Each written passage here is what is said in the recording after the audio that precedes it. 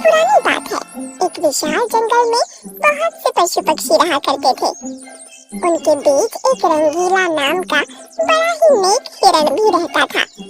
वो बहुत ही मेहनती, मिलनसार और परोपकारी था।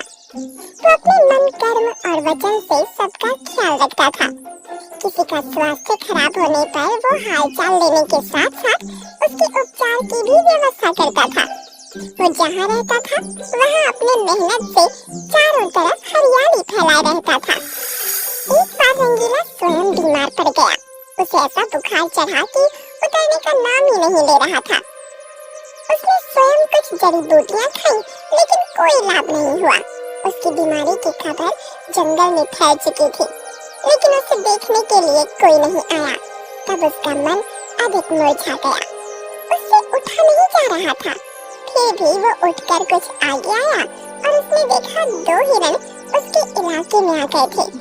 वो बड़ी बड़ी हरी हरी घास खा रहे थे। उन्होंने जब रंगीला को देखा तो मुस्कुराने लगे। अरे रंगीला, कैसी है तुम्हारी तबीयत?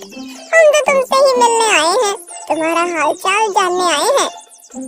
हाँ रंगीला, हमने सुना तुम्हारी तबीयत बहुत खराब है, तो हमसे रहा नहीं गया, इसीलिए चले आए हैं। अब बताओ कैसी तबीयत है? तबीयत में कुछ फर्क नहीं आया है, अब कोई दूसरी दवा लेनी पड़ेगी। हाँ, अच्छी दवा लेना, अपना ख्याल रखना। तुम आराम करो, हम चलते हैं। रंगीला मुड़कर अपने अड्डे की तरफ चला और इधर ये दोनों हिरण फिर से रंगीला के इलाके की हरी हरी घास खाने लगे। मैंने इस जगह के बारे में जितना सुना था उससे भी अच्छा पाया। रंगीला ने बड़ी मेहनत से गुलशन सजाया है। चारों तरफ हरियाली ही हरियाली है। देखकर और खाकर तबीयत हरी हो गई। आज पेट भरकर खा लेता हूँ, कल रंगीला से मिलने के बहाने फिर आऊंगा। मुझे रंगीला की तबीयत से क्या लेना? ये हरियाली खींच लाई है मुझे, मैं भी तुम्हारे साथ कल आऊंगा। दोनों हिरणों का जब पेट भर गया तब वो वहाँ से चले गए। अपने इलाके में जाकर वो रंगीला के इलाके की हरी हरी घास की तारीफ करने लगे। अरे भाई, यहाँ सूखी घास खाते पड़े हो, जाओ रंगीला के दरबार में, वहाँ चारों तरफ हरियाली ही हरियाली है। वहाँ जाओ, रंगीला का हालचाल पूछो और पेट भरकर हरी हरी घास खाओ। रंगीला बहुत अच्छा है, बड़ा नेक है। उसके बीमार होने पर भी हमें हरी घास खाने के लिए मिल रही है। इससे अच्छी बात और क्या हो सकती है? बहुत सारी हिरणों की टोली बन गई और सब रंगीला के पास पहुँच गए उसका हालचाल पूछने। पहले तो रंगीला को इस बात की बड़ी खुशी हुई कि कितने सारे लोग उसका हालचाल जानने के लिए आ गए। उसके बाद का नजारा देखकर उसका सर ही चकरा गया। सारे हिरण उसके इलाके की घास खाने में जुट गए थे। कुछ हिरण फल भी खा रहे थे। उनके पास सर उठाकर इधर उधर देखने की भी फुर्सत नहीं थी। रंगीला बेचारा मन ही मन सोचने लगा कि ये लोग मेरे पास 2 घड़ी भी नहीं रुके और घास खाने के लिए जुट गए। अब यही हाल रहा तो मेरे इलाके की सारी घास साफ हो जाएगी। मेरे खाने के लिए भी कुछ भी शेष नहीं बचेगा। कुछ देर बाद रंगीला का एक मित्र मोनू भालू आ गया। उसे आने में देर हो गई थी। माफ करना दोस्त, मैं तुम्हारे लिए औषधि की तलाश में गया था और मुझे बहुत दूर जाना पड़ा। औषधि तो मिल गई, लेकिन आने में देर हो गई। इसे तुम खा लो और जल्दी से ठीक हो जाओ।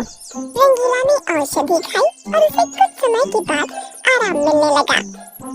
उसका दोस्त मोनू उसके साथ ही रुका रहा। 2 दिन के बाद रंगीला की तबीयत ठीक हो गई, लेकिन उसके खाने के लिए न घास बची थी न कोई फल बचा था। उसकी सारी मेहनत पर पानी फिर गया था। वो उदास हो गया। दोस्त रंगीला, मैं जानता हूँ ये मतलब का संसार है। ज्यादातर सब दोस्ती का दिखावा करते हैं, सब अपने फायदे की सोचते हैं। तुम चिंता मत करो, हम दोनों मिलकर गुलशन सजाएंगे, एक नई दुनिया बनाएंगे। इस कहानी से हमें इस बात की जानकारी मिलती है कि मन में कपट रखने वाले मित्र शत्रु से भी ज्यादा खतरनाक होते हैं। एक जंगल में एक हिरण घास खाने के बाद इधर उधर कूद रहा था। वो बड़ा सिर फिरा था, कभी पूरब में दौड़ता, कभी पश्चिम में, कभी उत्तर में जाता और कभी दक्षिण में छलांग लगाता चला जाता। उसे एक खरगोश ने देखा और समझाया, हिरण भैया जरा संभल कर कूदो, जंगल का इलाका है, कुछ भी हो सकता है। खरगोश भैया अपनी तो चाल निराली है, अपनी छलांग मतवाली है। इस जंगल का चप्पा चप्पा मेरे कदमों की आहट पहचानता है। तुम समझे कि नहीं समझे?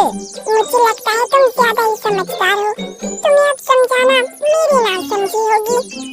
इतना कहकर खरगोश वहाँ से खिसक गया और हिरण महाराज की उछल कूद जारी ही रही। वो एक बार जोर से दौड़ा और दौड़ता ही चला गया। अचानक सामने पत्तियों के ढेर के पीछे एक गड्ढा आ गया। वो रुकते रुकते फिसल गया और गड्ढे में गिर गया। गड्ढा बड़ा था, इसलिए हिरण ज्यादा डर गया। वो बाहर आने के लिए कूदने लगा, लेकिन आ नहीं पाया। उसके बाद उसने मदद के लिए गुहार लगाना शुरू कर दिया। बचाओ! बचाओ! मैं गड्ढे में गिर गया हूँ, निकल नहीं पा रहा हूँ। निकाल लो भाई, इस गरीब की पुकार सुन लो। उस गड्ढे से कुछ दूरी पर एक बंदर आ रहा था। उसके कानों में आवाज पड़ी तो वो चारों तरफ देखने लगा। उसकी समझ में नहीं आ रहा था कि आवाज आ कहाँ से रही है। हाँ, चारों तरफ तो कोई दिखाई नहीं दे रहा, फिर ये आवाज कहाँ से आ रही है? कहीं कोई भूत तो नहीं? अरे मैं भूत नहीं हूँ, मुझे बचा लो, बड़ा उपकार होगा। अरे भाई तुम दिखाई क्यों नहीं पड़ रहे हो? क्या आकाशवाणी से बोल रहे हो? अरे मैं गड्ढे के अंदर हूँ, तुम्हें कैसे दिखाई दूंगा? गड्ढे के पास में आओ, मेरी मदद करो। बंदर को पास में पत्तियों के पास एक गड्ढा दिखाई पड़ा। वो धीरे धीरे पास में पहुँच गया। अंदर देखा तो हिरण महाराज मदद की विनती कर रहे थे। अरे हिरण भाई, तुम गड्ढे के अंदर कैसे पहुँच गए? भैया नासमझी के कारण बहुत बड़ा धोखा खा गया। अब तो मैं अंदर हूँ, सही ढंग से बता नहीं सकता। खरगोश ने समझाया था, मैं नहीं समझ पाया था और गोता खा गया। मैं तो तुम्हें निकाल नहीं पाऊंगा, अगर कोशिश करूंगा तो खुद ही गिर जाऊंगा। अब तो तुम्हें हिम्मत दिखानी होगी, ऊंची छलांग लगानी होगी। बहुत सारे जानवर वहाँ इकट्ठा हो गए। हर कोई नई नई तरकीब सोच रहा था। खरगोश ने एक तरीका निकाला। हिरण भाई, हम लोग तो तुम्हें निकाल नहीं पाएंगे, कुछ देर बाद यहाँ से चले जाएंगे। इसके बाद एक भयानक बब्बर शेर आने वाला है। सुना है बड़ा खूंखार और भूखा है। यदि उसने तुम्हें देख लिया तो समझ लो सीधे ऊपर का टिकट कट जाएगा। खरगोश की बात सुनकर हिरण डर गया। प्राण के भय से उसके अंदर न जाने कहाँ से बड़ी ताकत आई। उसने सांस खींचकर एक ऊंची छलांग लगाई और गड्ढे से बाहर आ गया। बाहर आकर वो अपने पराक्रम पर इतराने लगा। ये पैंतरा मेरा पुराना है, कभी कभी आजमाता हूँ और लंबी छलांग लगाता हूँ। वो सबके सामने अपनी बड़ाई हाँक रहा था। उसी समय सियार ने प्रश्न किया। अरे हिरण भाई, तुम्हारी नजर तो बड़ी तेज है, इतना बड़ा गड्ढा तुम्हें दिखाई नहीं दिया? क्या गड्ढे ने तुम्हें अंदर खींच लिया? अम्मा यार सच सच बताओ, तुम गिरे कैसे? सियार के प्रश्न पर हिरण खुश हो गया। सियार भाई, तुमने अच्छा प्रश्न किया है, मेरा दिल जीत लिया है। अब मैं सही जगह पर आ गया हूँ, इसलिए इसका उत्तर बताने में मुझे अधिक आसानी होगी। सभी लोग एक तरफ खड़े हो जाओ, मैं बताता हूँ कि मैं गिरा कैसे। हाँ, हिरण पीछे आया और जोर से दौड़ते हुए उसी गड्ढे में कूद गया। इसी तरह मैं गड्ढे में गिर गया था। उसकी इस हरकत से सभी हैरान रह गए। अरे भोंदू, तुमने ये क्या कह दिया? अपने आप को फिर से गिरा लिया। खरगोश भाई, तुम नहीं समझोगे, ये अपना अंदाज है। अभी फिर से छलांग लगाऊंगा और बाहर निकल आऊंगा। ये कहकर हिरण ने ऊंची छलांग लगाई, लेकिन बाहर नहीं निकल पाया। 2-3 बार उसने कोशिश की, लेकिन सफल नहीं हुआ। ये हिरण दिमाग से पैदल है, भला कोई गड्ढे में फिर से गिरने का प्रयोग करता है। बार बच गया, फिर अपने ही मूर्खता से फंस गया। अब तो लगता है यह गड्ढे में ही रह जाएगा। नहीं नहीं, मैं गड्ढे में रहा तो शेर मुझे खा जाएगा। मुझे बचा लो यारो। बड़ी देर तक तमाशा चलता रहा। हिरण कूद कूद कर फिर से गड्ढे में फिसलता रहा। इसके बाद बड़ा जिराफ वहाँ आया और उसने गर्दन को झुकाया। फिर इस इसके बाद हिरण को बाहर निकाल लिया गया। गड्ढे में गिरने के प्रयोग की मूर्खता दोबारा मत करना, वरना अंदर ही रह जाओगे। इस तरह से मूर्ख हिरण की जान बचाई गई और उसे सब जानवरों ने जंगल में भेज दिया।